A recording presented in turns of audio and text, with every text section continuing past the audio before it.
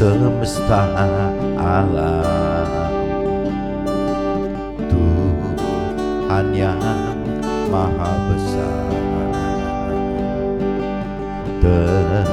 Terima kasih Tuhan, Kau melindungi aku. Maha suci bagimu, Kau maha yang sempurna. Beri petunjuk-Mu Tuhan.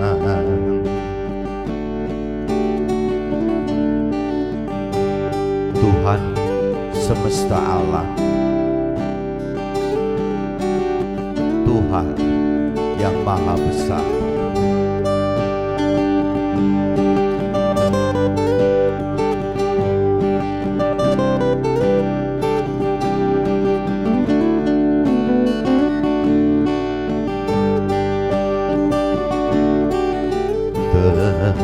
Terima kasih Tuhan, Kau melindungi aku. Segala puji bagimu, aku ini milik-Mu. Maha suci bagimu, Kau maha yang sempurna. Beri petunjuk-Mu Tuhan.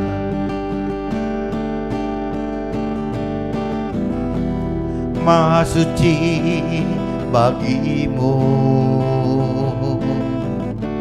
Kau maha yang sempurna. Beri petunjuk-Mu Tuhan.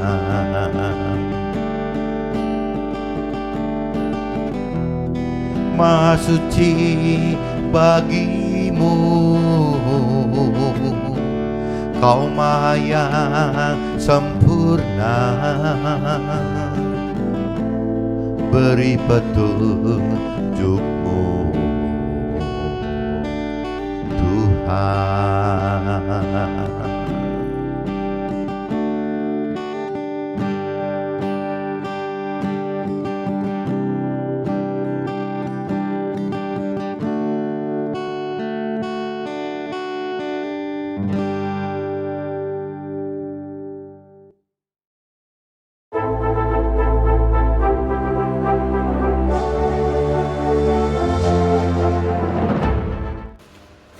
Jumpa kembali di MDT Journey Exercise of Life. Pagi ini saya coba mau sharingkan teman-teman dengan temanya Tuhan kendalikan semua kehidupan kita, maka selayaknya kita bersukacita dalam iman, dalam kasih, dan dalam pengharapan.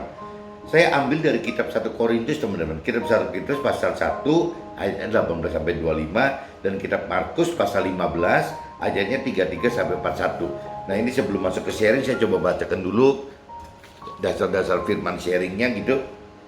Jadi teman-teman coba baca di kitab 1 Korintus teman-teman pasal 1 ayatnya 18-25 teman-teman. 18-25. Judul perikopnya teman-teman, hikmat Allah dan hikmat manusia, itu judul perikopnya itu. Perbedaan antara hikmat Allah dengan hikmat manusia. Sebab pemberitaan tentang salib memang adalah kebodohan bagi mereka yang akan binasa, tetapi bagi kita yang diselamatkan pemberitaan itu adalah kekuatan Allah. Nah jadi tinggal persepsinya teman-teman. Jadi kalau persepsi istilahnya ini kan cerita sebab pemberitaan tentang salib, dan ini kan firman Tuhan, maksudnya gitu teman. Kalau bicara universal kan sebab pemberitaan firman Tuhan adalah kebodohan bagi mereka yang akan binasa. Nah ini teman-teman dicamkan bahwa akan dianggap kebodohan, tapi bagi orang yang ingin binasa, yang akan binasa gitu. Tetapi bagi kita yang diselamatkan, pemberitaan firman Tuhan itu adalah kekuatan Allah gitu. Nah ini kebaliknya di situ teman-teman. Orang dunia menganggap kebodohan, tapi kita malah menganggap kekuatan gitu. Karena ada tertulis, aku akan membinasakan hikmat orang-orang berhikmat dan kearifan orang-orang bijak akan kulenyapkan. Jadi ada firman Tuhan, Tuhan katakan bahwa akan begitu. Orang-orang yang merasa berhikmat, orang-orang yang merasa bijak itu malah Tuhan akan lenyapkan gitu. Apabila bertentangan dengan hikmat dan kebijakan dari firman Tuhan gitu teman-teman. Dimanakan orang yang berhikmat, dimanakan ahli Taurat, dimanakan pembantah dari dunia ini. Bukankah Allah telah membuat hikmat dunia ini menjadi kebodohan? Oleh karena dunia dalam hikmat Allah tidak mengenal Allah oleh hikmatnya, maka Allah berkenan menyelamatkan mereka yang percaya oleh kebodohan pemberitaan firman Tuhan itu. Jadi kalau yang merasa bodoh, ya Tuhan akan selamatkan teman-teman. Tapi kalau merasa berhikmat dan bijak, ya malah akan dilenyapkan gitu. Jadi teman-teman kalau bicara berhadapan dengan Tuhan, berhadapan dengan firman Tuhan, ya memang yang terbaik dan terbenar itu apabila kita memposisikan diri kita sebagai orang yang bodoh di hadapan Tuhan. Ya kita harus merendahkan hati kita gitu, merendahkan diri kita di hadap Tuhan. Karena Tuhan ya Tuhan itu. Manusia kan beda teman-teman. Tapi kadang-kadang manusia sering lupa ingin Tuhan yang mesti nurut kita gitu. Kan itu kan ngawur gitu kalau kita nggak ngerti, tidak memiliki kedalaman pengenalan pengertian firman Tuhan, ya ujungnya begitu dan menjadi seolah-olah jiwa kita, pikiran, perasaan, kehendak kita yang mengatur Tuhan gitu. Kan kebalik, mestinya kan Tuhan yang ngatur kita, jiwa, pikiran dan perasaan Tuhan yang mestinya mengatur kita gitu. Nah ini orang-orang Yahudi mengendaki tanda dan orang-orang Yunani mencari hikmat gitu. Jadi kalau cerita zaman dulu saya ingetin lagi waktu kitab suci ini menyebut orang-orang Yahudi, ya berarti orang-orang yang sudah merasa mengenal, mengerti akan Tuhan teman. Tapi kalau sebutannya orang-orang Yunani itu bukan dianggap waktu itu orang yang mengenal dan mengerti Tuhan, tapi orang yang waktu itu menyembah dewa teman-teman. Jadi kalau cerita di firman Tuhannya katakan orang-orang yang mengenal mengerti akan Tuhan mengendaki tanda gitu. Tapi kalau orang Yunani, orang yang belum mengenal dan mengerti akan Tuhan mengendaki hikmat gitu. Jadi beda di situ teman-teman. Karena kalau orang-orang Yunani itu menyembah dewa itu kan tidak ada tidak ada kitab suci yang dipegang gitu. Kalau Yahudi itu kan ada kitab Taurat gitu yang dipegang. Jadi mungkin kalau kitab Taurat itu sudah jelas ada hikmatnya gitu. Tinggal masalahnya kan ada bukti sok mana gitu yang memang benar-benar terjadi tandanya gitu. Tapi kalau orangnya Yunani gitu karena memang tidak mempunyai kitab Taurat, kitab suci gitu, ya akhirnya dia malah meminta hikmat gitu. Jadi mestinya orang Yunani kalah satu level teman-teman kalau dari sisi rohani, karena dia tidak punya pegangan Tuhan Allah dan tidak mempunyai pegangan kitab-kitabnya gitu. Kalau orang Yahudi waktu itu diasumsikan begitu gitu. Meskipun dari Yahudi itu teman-teman apabila kita urut gitu. Jadi seperti saya yang kena Nasrani atau teman-teman gitu yang kena di Muslim. Nah itu semua basicnya, dasarnya itu dari kitab-kitab orang Yahudi zaman itu teman-teman. Nggak tahu kalau yang saya tangkap seperti itu, kalau dari saya dengar beberapa mentor cerita itu begitu. Jadi waktunya itu seperti itu teman-teman.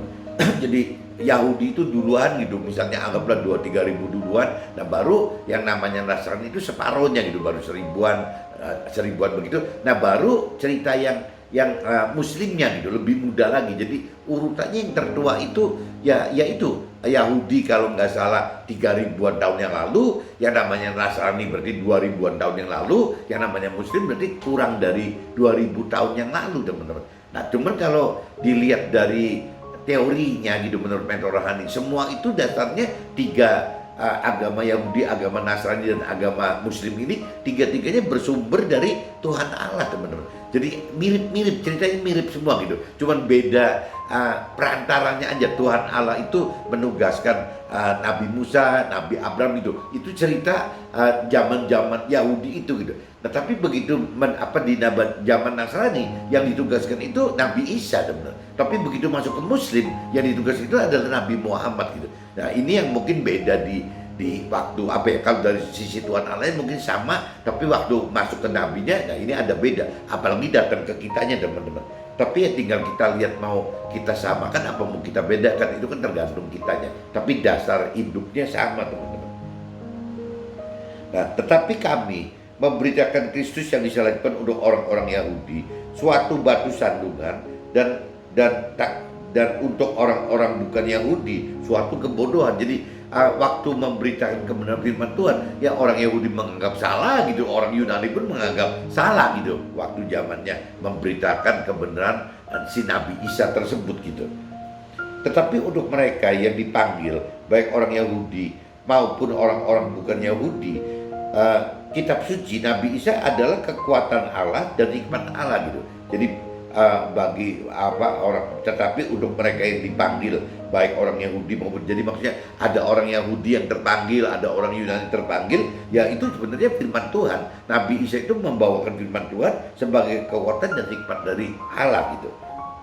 Sebab yang bodoh dari Allah lebih besar hikmatnya daripada manusia, dan yang lemah dari Allah lebih kuat daripada manusia. Nah, ini firman Tuhan itu kalau dari sisi Tuhan katakan begitu, teman-teman. Dari sisi rohani katakan gitu. Sebab yang bodoh dari Allah lebih besar hikmatnya daripada manusia, dan yang lemah dari Allah lebih kuat daripada manusia. Itu dari prinsip-prinsip rohani dari firman Tuhan, dari Tuhan itu seperti itu, teman-teman. Jadi memang firman Tuhan itu sangat berbeda dengan apa yang dunia perintahkan, aturkan, apa yang dunia rancang dan kendaki, apa janji-janji dunia itu beda. Memang beda semua, teman-teman. Nah, ini saya sudah bacakan di kitab 1 Korintus, teman-teman, pasal 1 sampai 8 ayatnya 18 sampai 25. Nah, saya coba langsung sambung aja, teman-teman, dengan kitab Markus, teman-teman. Kitab Markus ya pasalnya 15 ayatnya 33 sampai 41, teman-teman. Pasalnya 15 ayatnya 31 sampai 33 sampai 41, teman-teman. Nah, ini saya bacakan, teman-teman. Perikopnya ini kalau saya universalkan, Nabi Isa mati gitu. Judulnya itu Nabi Isa mati. Pada jam 12 kegelapan meliputi seluruh daerah itu dan berlangsung sampai jam 3. Dan pada jam 3 berserulah Nabi Isa dengan suara nyaring, Eloi Eloi lama sabachthani gitu, yang berarti Allahku Allahku mengapa engkau meninggalkan aku gitu. Jadi Nabi Isa yang disalib aja begitu, teman, apalagi kita gitu. Ya seorang nabi aja masih ketakutan dan berseru-seru, ditinggalkan seolah tidak ada Tuhan Allah gitu. Kok jadi saya mesti nanggung sendiri mati di kayu salib gitu. Jadi Nabi Isa aja ketakutan begitu. Jadi wajar-wajar aja kalau manusia juga ketakutan gitu. Tapi pada intinya ya kita mesti sadar, waktu itu kan Nabi Isa nggak punya cerita seperti hari ini kita punya kitab suci, bisa tahu ceritanya bagaimana gitu. Logikanya kalau kita sudah lebih tahu ceritanya, harusnya kita harus lebih lebih kuat loh, teman-teman. Karena memang sudah ada ceritanya. Nah, kendalanya tinggal masalahnya kita beriman percaya nggak terhadap apa yang firman Tuhan katakan di kitab suci kita masing-masing gitu. Di kitab sucinya kita ada di Alkitab untuk Nasrani, di teman-teman atau keluarga yang Muslim ada di Al-Quran itu. Dan tinggal kita mau percaya nggak, kita beriman percaya nggak gitu terhadap ya apa yang diceritakan di dalam kitab suci itu gitu. Nah, kalau kita percaya itu harusnya tidak perlu ketakutan seperti Nabi Isa ketakutan gitu. Harusnya itu karena kita udah tahu semua bahwa semua di bawah kontrolnya Tuhan Allah, semua di bawah handlingnya Tuhan Allah, semua hal juga Allah turut bekerja gitu. Jadi segala macam itu Allah ya ada di dalam kita gitu. Ya, kalau sampai kita pengertian udah begitu, kadang-kadang apabila kita menghadapi permasalahan gitu, adalah menghadapi kejadian atau peristiwa gitu, jadi kita kuat, teman-teman, karena kita beriman percaya bahwa Tuhan itu ada di dalam kita, ya selalu hidup turut bekerja di dalam kehidupan kita. Jadi kalau memang ada Tuhan di dalam kita, terus apa gitu? Apa yang kita bicarakan? Teorinya gitu, teman. Apa yang harus kita takutkan itu? Harusnya kita sukacita. Waktu kita sukacita, akhirnya kita malah bisa bersyukur. Nah, ini jadi urutannya gitu, teman. Kalau bicara di kita pribadi, ya kita butuh iman. Tapi apabila kita mau naik level gitu, bukan cuma ke pribadi, kita bicara ke orang lain, untuk orang lain gitu. Ya, untuk bagaimana membuat orang lain sukacita dan diselamatkan. Ya, kita berarti kan mesti mengajarkan atau memberitakan firman. Nah, berarti kan harus ke sesama. Nah, ini bukan cuma sekedar iman, teman, tapi iman dan kasih gitu. Bagaimana kita mengasihi Tuhan Allah, Nabi Isa, ya kita menjadi alatnya gitu untuk bisa menyelamatkan sesama kita. Begitupun kasih kita terhadap sesama gitu. Nah, itu jadi nomor 2-nya mesti ada kasih, teman-teman. Jadi selain iman harus ada kasih. Nah, iman dan kasih ini baik untuk kita pribadi maupun untuk sesama kita. Kenapa kita harus beriman dan harus mengasihi gitu? Karena kuncinya satu, ya ada harapan gitu. Ada harapan di dalam firman Tuhan, ada harapan di dalam pribadi Tuhan gitu. Nah, itu pengharapannya kita pegang, teman-teman. Apabila kita punya pengharapan ini, harusnya kita jadi lebih kuat lagi, teman. Selain kita punya iman percaya secara pribadi ke pribadinya Tuhan dan firman Tuhan, ya kita juga mengasihi Tuhan Allah dan sesama kita, ditambah punya pengharapan. Nah, pengharapan ini yang membuat kita jadi kuat gitu. Bagaimana caranya kita benar-benar hidup mengandalkan Tuhan. Nah, kalau kita sudah percaya dan mengasihi serta berpengharapan kepada Tuhan, ya rasanya tidak ada hal yang mesti diduka citai gitu, yang disedihkan gitu, nggak ada. Ya, karena waktu kita bersedih, malah kita jadi malah susah untuk bisa bersyukur. Nah, kalau tanpa bersyukur, susah, teman-teman, untuk bagaimana tuaian janji Tuhan bisa terjadi dalam hidup kita gitu. Jadi kembali lagi di situ ya muter-muternya gitu. Cuman di sini dinyatakan di ayat 34 itu yang maksudnya jangankan kita yang ketakutan gitu. Nabi Isa pun, Yesus pun ketakutan gitu. Ya waktu ya itu mau disalib terkesan Tuhan tidak ada. Tapi kan Yesus atau Nabi Isa kan tahu bahwa Tuhan ada. Nah, akhirnya semua bisa terlewati, teman-teman. Mendengar itu beberapa orang ini malah ditebak waktu si Nabi Isa katakan, Allah, Allah, mengapa engkau meninggalkan aku gitu. Mendengar itu beberapa orang yang berdiri di situ berkata, lihat, ia memanggil Elia. Maka datanglah seorang dengan bunga karang, mencelupkan ke dalam anggur asam, lalu mencucukkannya pada sebatang bulu dan memberi Nabi Isa atau Yesus itu minum serta berkata, baiklah, kita tunggu dan melihat apakah Elia datang untuk menurunkan si Nabi Isa atau Yesus tadi gitu. Jadi orang-orang yang tidak mengerti akan Tuhan malah mengharapkan ada mujizat gitu, bahwa si Nabi Isa Yesus yang disalib itu ya bisa diturunkan oleh Nabi Elia menjadi lepas dari salib dan hidup kembali. Orang dunia menunggu itu, teman-teman. Ya, menunggu itu. Jadi kalau sampai tidak terjadi Nabi Isa atau Elia Yesus itu bisa lepas dari kasih, ya dianggapnya balik lagi. Dulu ngomong gini sombong banget lah, gini-gini. Sekarang cuma begitu aja disalib aja mati gitu loh. Soalnya gitu. Ya memang itu konsekuensi kita memikul salib, konsekuensi kita mengikut firman Tuhan ya seperti itu, teman. Ya kita akan menjadi kebodohan hidup bagi dunia tuh. Meskipun buat kitanya bukan kebodohan tapi kekuatan gitu. Nah, bedanya di situ, teman.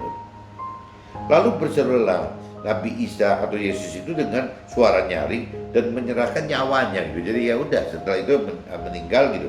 Nah, ketika itu tabir bait suci terbelah dua dari atas sampai ke bawah. Jadi begitu Nabi Isa meninggal gitu, langsung bait suci itu kepecah jadi dua, teman-teman. Kepecah jadi dua. Nah, ini waktu kepala pasukan yang berdiri berhadapan dengan Nabi Isa atau Yesus tadi melihat matinya demikian, baitnya terbelah gitu. Berkatalah si yang berjaga itu berkata, sungguh orang ini adalah, yaitu baru diakui anaknya Tuhan, ya utusannya Tuhan gitu. Intinya gitu, teman-teman. Baru diakui bahwa Nabi Isa atau Yesus itu bukan sembarangan orang yang mereka tuduh gitu, tapi memang utusannya Tuhan, bahkan anaknya Tuhan gitu. Ada juga beberapa perempuan yang melihat dari jauh, di antaranya Maria Magdalena, Maria ibu Yakobus muda dan Yoses, serta Salome. Mereka semuanya telah mengikut Nabi Isa, melayaninya Nabi Isa waktu ia di Galilea. Dan ada juga di situ banyak perempuan lain yang telah datang ke Yerusalem bersama-sama dengan Nabi Isa.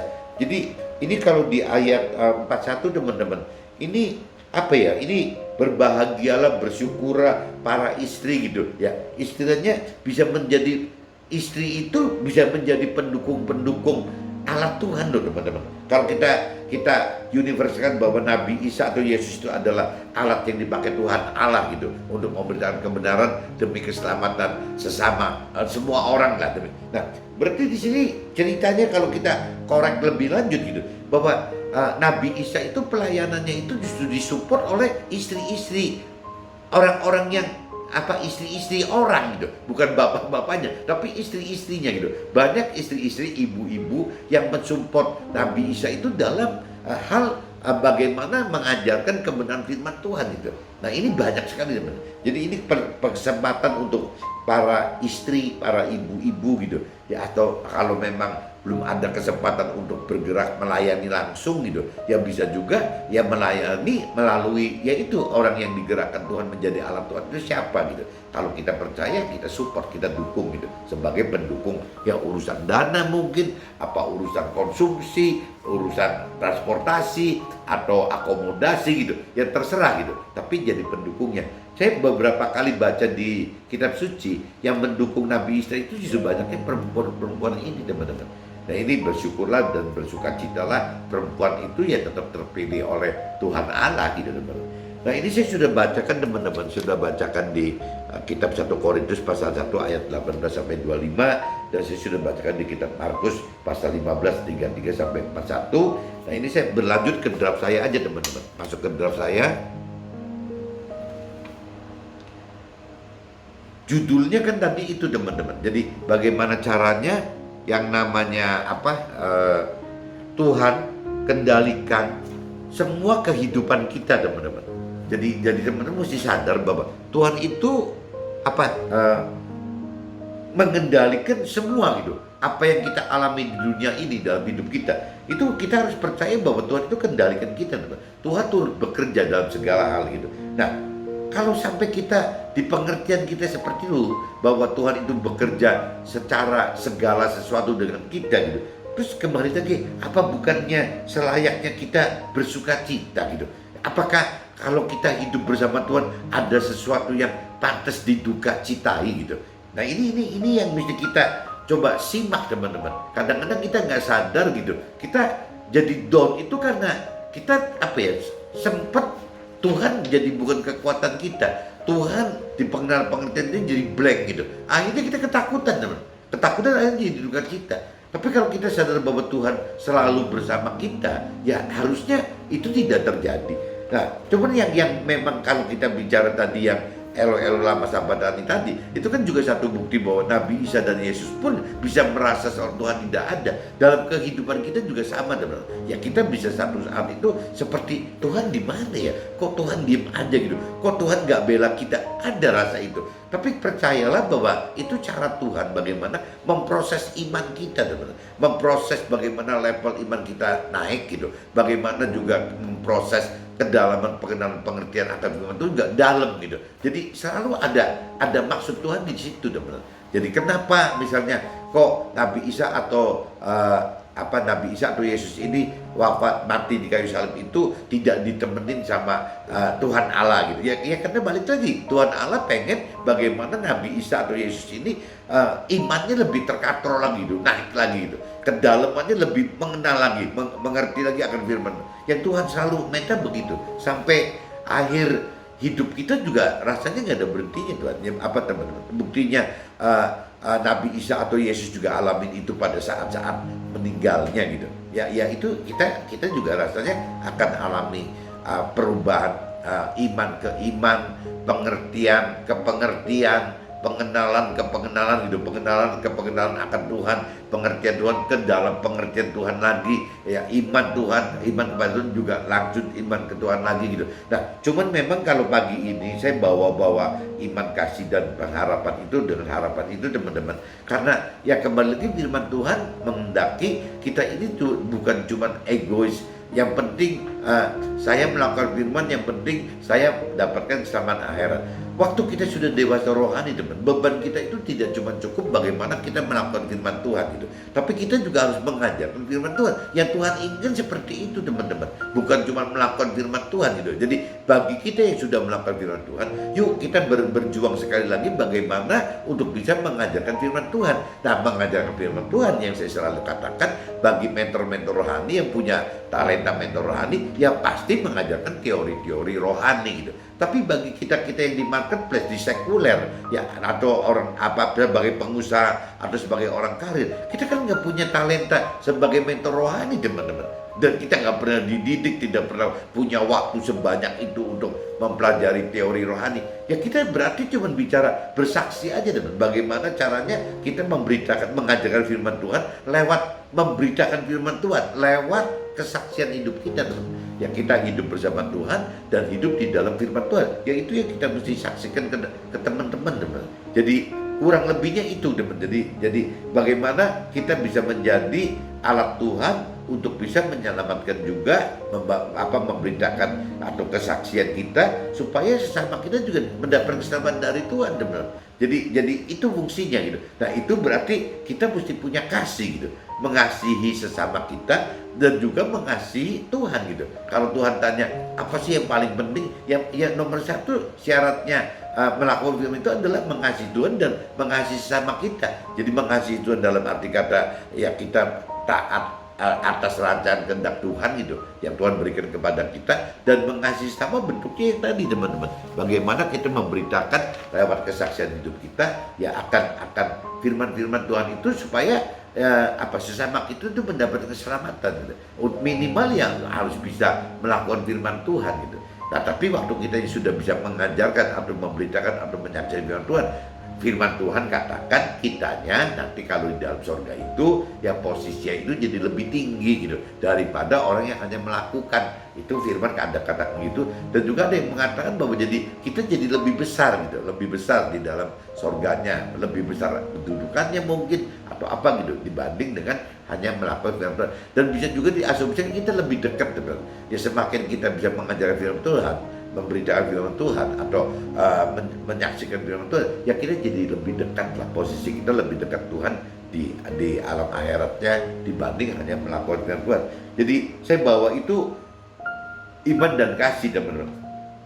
Nah, begitu kita beriman kepada Tuhan, beriman kepada firman Tuhan, begitu kita juga mau mengajarkan atau memberitakan atau menyaksikan firman Tuhan kepada sesama, itu jadi akhirnya kita timbul pengharapan, teman-teman. Jadi hidup itu benar-benar jadi bergantung kepada Tuhan, berharapan kepada Tuhan, berhadapan kepada janji-janji firman Tuhan gitu. Nah, akhirnya kita jadi dilatih untuk berharapan. Nah, orang yang berharapan ini yang punya potensi untuk bisa hidup, teman-teman. Kalau manusia hidup tanpa ada harapan bagaimana? Pasti kan nggak bisa apa-apa gitu. Sampai ada yang mengumpamakan jangankan manusia gitu ya, yang namanya binatang aja gitu. Ada katanya cerita orang eksperimen, ada tikus dimasukkan ke dalam ember gitu, drum yang ada airnya, teman-teman. Tapi bagian drum itu bagian atasnya dibuka, teman. Jadi masih bisa kelihatan langit, masih kelihatan terang gitu. Dibanding satu drum yang kedua itu ya dikasih air juga, tikusnya dimasukin tapi ditutup, teman. Cuma dikasih lubang udara aja gitu dari kanan kirinya gitu. Tapi sama sekali tidak bisa lihat langit, sinar matahari juga kurang gitu. Tapi bisa napas gitu. Nah, waktu dites gitu berapa lama daya tahan hidupnya, ya tikus yang ditutup drumnya ya lebih cepat mati, teman, dibanding tikus yang dibuka tutup drumnya gitu. Karena yang dibuka tutup drumnya itu karena masih bisa lihat langit segala macam. Jadi masih ada pengharapan untuk hidup, teman. Jadi bertahan lebih lama gitu. Tapi kalau yang ditutup habis nggak bisa melihat apa-apa, tidak ada pengharapan, mati, teman. Nah ini bedanya gitu, teman. Jadi manusia pun sama gitu. Jadi kita itu harus ada iman. Iman berarti bicara pribadi kita. Kasih berarti kasih itu berkaitan dengan Tuhan Allah dan sesama kita. Dan pengharapannya buat kita semua kan. Nah, pengharapan itu begitu. Nanti kalau kita sudah punya tiga-tiganya begini, ya kembali lagi, ya apa sih yang mesti diduka citai gitu. Dalam hidup ya pasti sukacita. Meskipun kembali lagi, ada momen-momen tertentu yang kita akan alami seperti Nabi Isa atau Yesus waktu disalib itu. Ada down-nya gitu. Tapi begitu kita mengenal, mengerti, kembali lagi, beriman lagi, mengasihi lagi, punya pengharapan lagi, ya kita segar lagi, teman. Dan memang kuncinya ya kita harus bersukacita. Semakin cepat bersukacita, ya berarti semakin cepat janjian tuai-tuai perjanjian yang Tuhan janjikan di dalam firman untuk kita itu akan tergenapi, teman-teman. Ini saya sudah mengupas masalah temanya gitu. Nah, ini saya coba mulai masuk ke dalam draftnya gitu. Melakukan perintah dan peraturan firman Tuhan akan menghadapi penghakiman dunia dan cemooh manusia serta penghukuman keluarga, bahkan penghukuman keluarga sampai mati hawa nafsu duniawi dari daging kita, ya, sehingga jiwa kita tergantikan oleh firman Tuhan. Nggak tahu teman-teman nangkep nggak? Jadi maksudnya waktu melakukan perintah dan peraturan firman Tuhan, teman-teman, ya itu otomatis kita itu akan mendapatkan penghakiman dari dunia, teman, dari masyarakat gitu. Ini rumusnya gitu, memang begitu gitu. Dan bukan cuma itu, bahkan kita juga bisa mendapat cemooh dari manusia, dari manusia gitu. Nah, serta bisa yang lebih kerasa itu serta penghukuman, teman. Penghukuman dari keluarga kita gitu. Dari keluarga besar kita, dari keluarga kecil kita, dari keluarga kita, dari mulai keluarga kita setatnya dari mertua kita, dari orang tua kita, dari anak-anak kita, bahkan sampai ke pasangan hidup kita, teman. Itu bisa memberikan penghukuman kepada kita, bahkan penindasan mungkin. Bisa begitu, teman. Itu pelaku firman itu seperti itu, teman-teman. Karena apa? Ya balik lagi, kalau selama daging kita, kalau kita mau melakukan firman Tuhan, tetap dagingnya masih hidup, ya akan selalu begitu. Sampai kapan? Sampai daging kita berusaha semati mungkin gitu. Meskipun Tuhan bilang tidak mungkin mati. Nah, waktu daging kita mati, otomatis jiwa kita benar mau bisa lebih bersandar kepada jiwanya Tuhan gitu. Dan jiwa Tuhan itu adalah firman Tuhan, teman. Kalau jiwa kita kan nggak punya firman gitu, jadi seenaknya kita, ya sepemikiran kita, seperasaan kita, sekehendak kita, gitu. Seenaknya kita gitu, kita nggak bisa apa-apa gitu. Kita jadi terlalu dikontrol, dominan oleh jiwa kita. Tapi begitu kita masuk ke jiwanya Tuhan yang berupa pikiran, perasaan, kehendak Tuhan, itu lebih jelas gitu, lebih jelas, udah pasti lebih pasti, lebih kekal gitu ya karena berupa firman Tuhan, teman-teman. Melakukan firman Tuhan adalah kebodohan bagi dunia, karena dunia tidak mengenal Tuhan, karena tidak mampu berhikmat pengertian atau maksud Tuhan gitu, ya akan maksud Tuhan. Jadi karena tidak mampu berhikmat pengertian akan maksud Tuhan dan maksud dari firman Tuhan gitu, yang mana sebenarnya firman Tuhan adalah kekuatan Tuhan dan hikmat Tuhan. Jadi kalau orang dunia tidak memiliki kedalaman pengenalan firman Tuhan, teman-teman, jadi akhirnya ya susah gitu. Ya akhirnya pasti dianggapnya caranya kok bodoh banget ya, caranya kok aneh banget gitu, kok beda banget dengan cara dunia. Pasti polanya akan lari ke sini, teman. Jadi tetap nggak sama dengan pola-pola rohani gitu. Nah ini kembali lagi ya, kalau kita yang sudah lebih dalam mengenal, mengerti akan firman Tuhan, kita akan berkata bahwa ya firman Tuhan itu adalah hikmat gitu, hikmat yang dari Tuhan buat kita. Yang namanya firman Tuhan itu adalah ya kekuatan yang dari Tuhan Allah untuk kita, teman-teman. Jadi sangat berbalik, teman-teman, sangat berbeda antara hikmat orang dunia dengan hikmat orang rohani, itu beda gitu. Jadi, di judulnya makanya tadi kan dikatakan begitu, perbedaan hikmat ya antara hikmat yang dari Tuhan Allah dan hikmat yang dari manusia, yang dari dunia itu gitu. Kebodohan yang dari Tuhan lebih besar hikmatnya, kebodohan yang dari Tuhan lebih besar hikmatnya daripada manusia yang lemah dari Tuhan.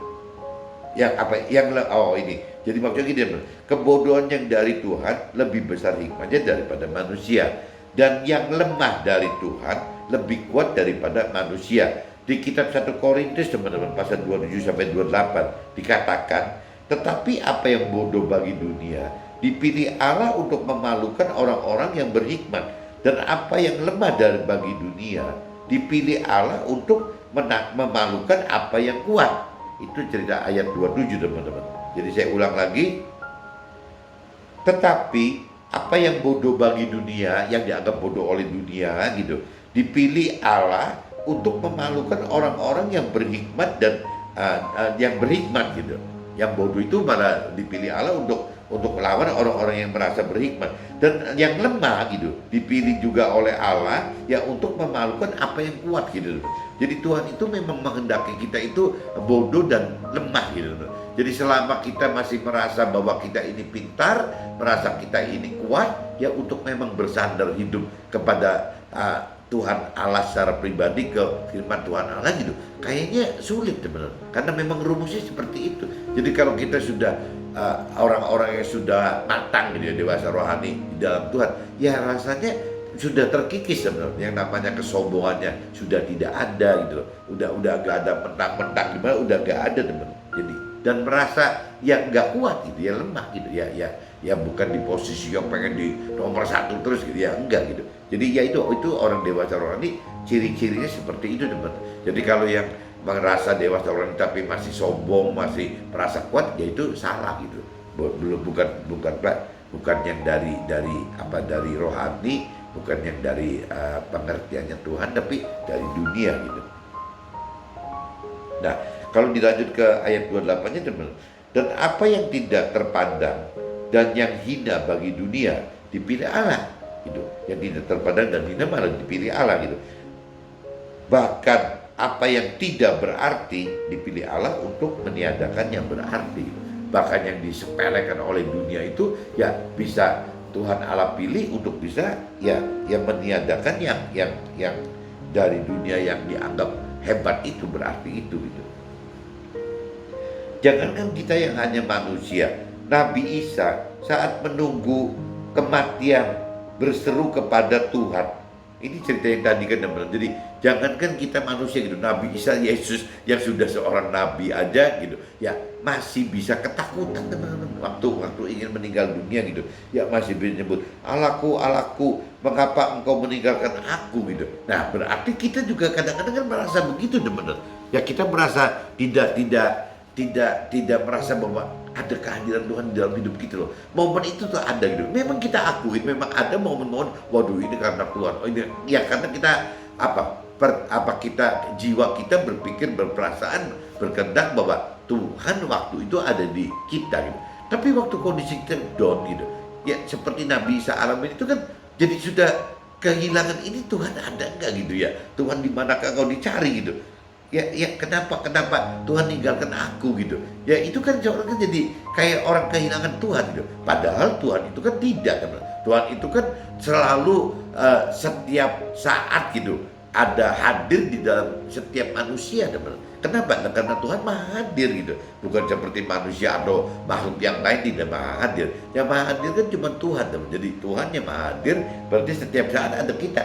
Cuma memang Tuhan kadang-kadang membiarkan kita untuk berlatih lebih dewasa. Ya jangankan kita gitu, Nabi Isa atau Yesus aja dicoba begitu kok, ya supaya bisa imannya lebih meningkat, supaya kedalaman pengertian agamanya lebih dalam, kan begitu. Di kita juga sama teman. Kenapa Tuhan kadang-kadang biarkan begitu? Ya karena tujuannya gitu. Bagaimana Tuhan pengen tahu seberapa berimannya sih kita terhadap Tuhan gitu. Ya seberapa berpengharapannya sih kita kalau tanpa ada ujian cobaan yang seperti kesannya ditinggalkan itu susah gitu. Bagaimana Tuhan bisa menilainya, susah gitu. Makanya Tuhan Allah membiarkan Nabi Isa atau Yesus itu seperti itu teman. Dan tidak aneh kalau Tuhan Allah juga membiarkan kita di momen-momen tertentu ya seperti yang dialami Nabi Isa atau si Yesus tadi gitu. Kita pasti akan alami itu teman-teman. Ini adalah bukti bahwa melakukan firman Tuhan butuh iman dan kasih serta harapan gitu. Nah ini jangankan seorang Nabi Isa atau Yesus itu gitu. Nah kita kan sama aja lebih-lebih lagi gitu. Makanya di sini dikatakan bahwa ya itu kita butuh gitu. Ya bagaimana ini adalah bukti bahwa melakukan firman Tuhan butuh iman pribadi kita butuh kasih, berarti kasih itu kepada Tuhan Allah dan kepada sesama, dan butuh pengharapan. Pengharapan itu berarti setelah mengenal, mengerti dan melakukan firman Tuhan, teman-teman. Di sana belum pengharapan. Nah, kembali lagi, kenapa butuh pengharapan? Ya tadi cerita tikus tadi, teman-teman. Tikus yang ditutup di dalam drum, ditutup dan dibuka, itu beda, teman-teman. Itu bukti pengharapan gitu. Nah, kita juga sama, kalau kita punya pengharapan akan janji-janji Tuhan, teman-teman, ya kita akan hidup, teman-teman. Ya karena yang dilihat itu pengharapan gitu. Tapi kalau misalnya kita tidak mengenal, mengerti akan firman Tuhan, kita tidak mengenal janji-janji Tuhan, ya otomatis kita tidak punya pengharapan, teman. Waktu kita nggak punya pengharapan, ya kita nggak bisa apa-apa gitu. Ya kalau pengharapan itu kan yang membuat kita hidup, teman. Kadang-kadang juga kalau kita dalam realita kenyataan sehari-harinya, teman. Kadang-kadang saya sebagai pengusaha, misalnya saya pengen mewacanakan sesuatu usaha gitu. Padahal kalau dilihat dari sisi keuangan segala macam belum memadai gitu. Dan kembali lagi, kalau kita punya pengharapan yang dari firman Tuhan, ya kita tidak boleh tidak mengharapkan. Masalah nanti jadi nggak jadi kan itu urusannya Tuhan gitu. Tapi pengharapan kita tetap hidup gitu.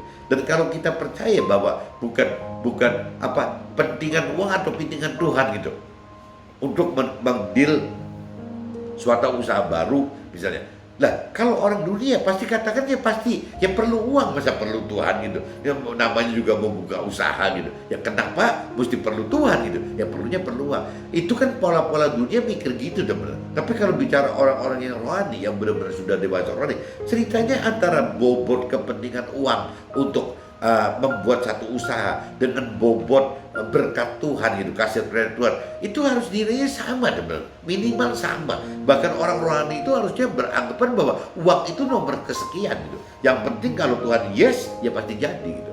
Nah tapi kalau orang dunia kan kebalik, teman, apa usahanya itu Tuhan. Yang penting ada duit ya yes, jadi gitu usahanya. Nah itu bedanya di situ, teman.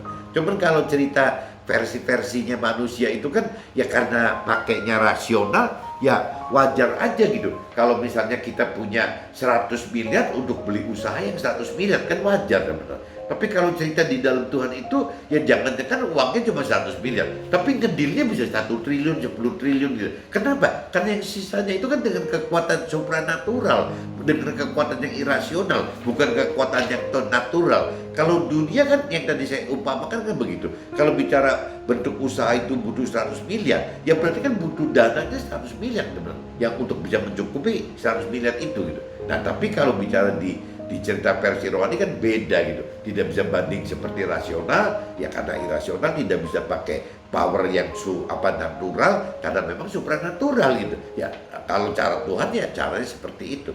Jadi kalau kita memiliki harapan yang besar, ya harusnya kita berpegang kepada Tuhan, teman, supaya kita bisa masuk ke dalam pengharapannya dengan kekuatan kuasa supranatural yang irasional tadi, teman. Harusnya seperti itu gitu. Nah di situ baru kelihatan, teman, bedanya kita berpegang kepada dunia dengan kepada rohani itu seperti itu. Dan banyak ceritanya, teman-teman, seperti cerita salah satu tempat ibadah di Amerika gitu, ya yang bisa pakai stadion olahraga gitu. Karena aneh gitu, padahal dari tempat ibadah kecil sampai satu stadion gitu. Itu ada. Nanti cerita dari pengusahanya ada, teman. Dari nggak punya apa-apa jadi begini. Ya ada juga, teman. Jadi memang ya kembali lagi, kalau dengan cara-cara Tuhan itu beda dengan cara dunia, teman. Cuma cara Tuhan itu dianggapnya irasional, maka dianggap bodoh gitu. Ya, dan untuk cara rohani itu, cara Tuhan itu harus benar-benar dengan iman, kasih dan pengharapan tadi gitu. Tanpa itu nggak bisa jalan, teman.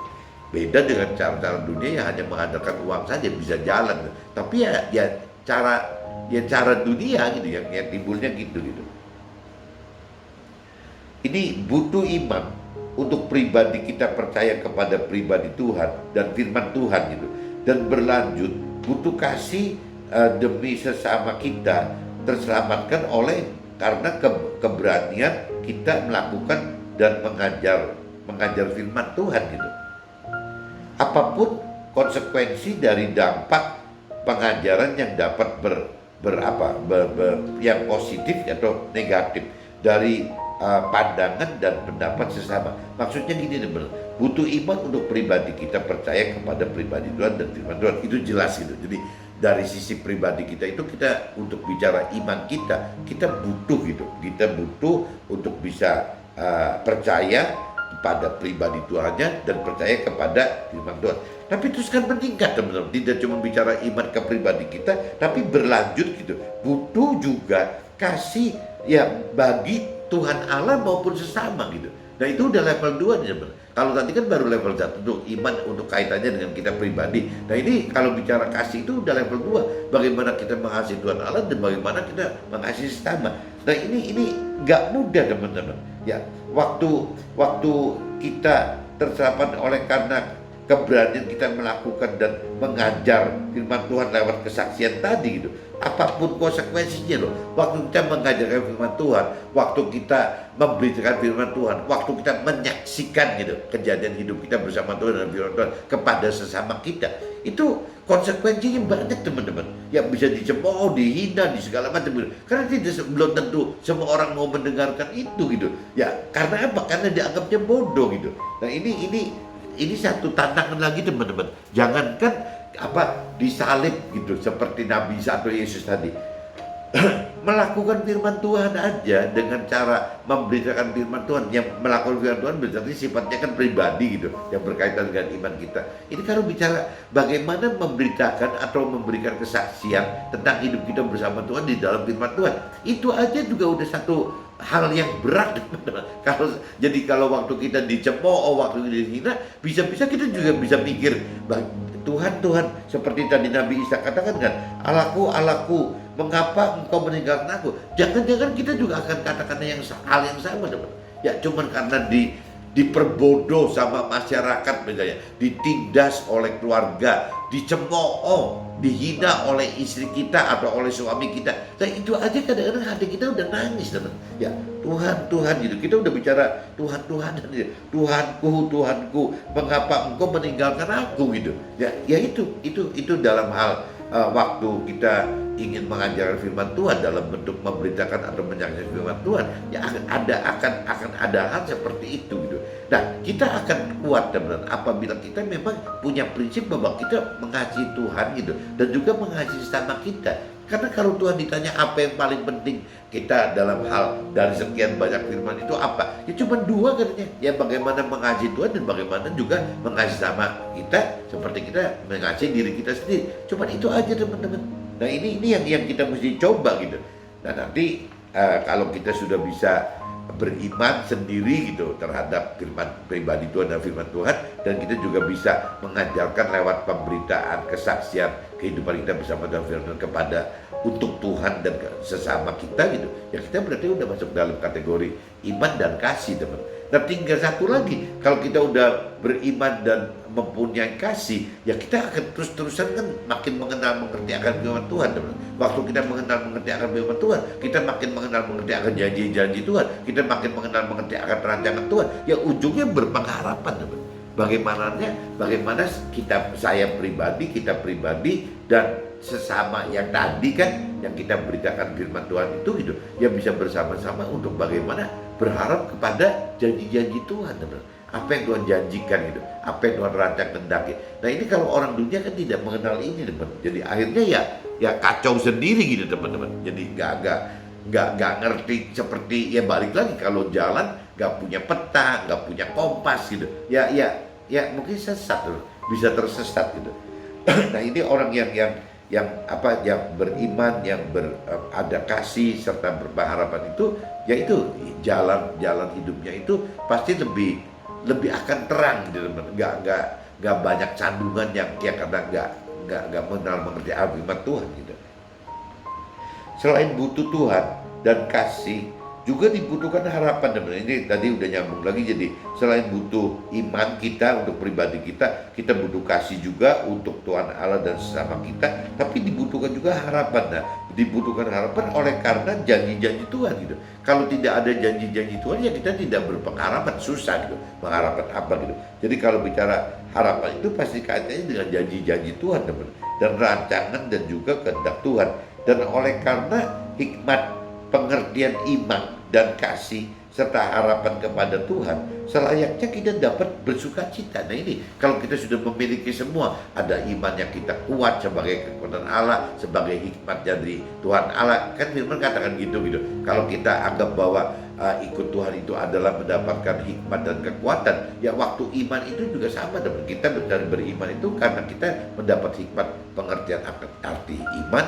Kita juga mendapat kekuatan bahwa iman itu punya power, itu punya kuasa Tuhan yang supranatural. Dan begitu pun masuk ke kasih, teman. Kasih itu berarti bagaimana kita punya kekuatan untuk bisa mengasihi Tuhan Allah dan juga sekaligus mengasihi sesama kita gitu. Nah setelah itu kita baru bicara pengharapan. Orang yang melakukan firman, orang yang mengajar firman, logikanya janji Tuhannya akan lebih nyata gitu.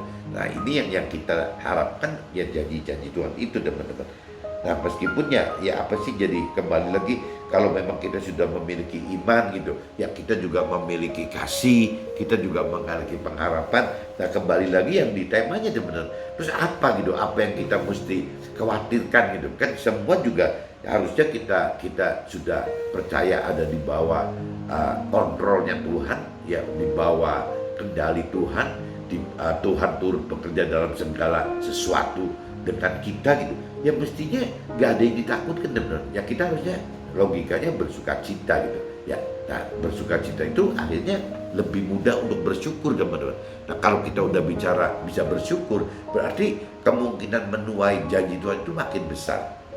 Kurang lebih kaitannya begitu.